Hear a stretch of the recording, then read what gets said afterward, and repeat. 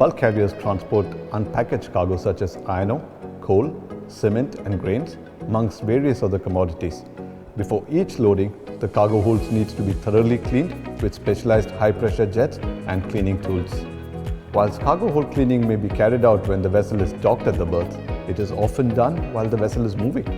This labor-intensive task poses a risk of serious injuries, one of them being falling from heights.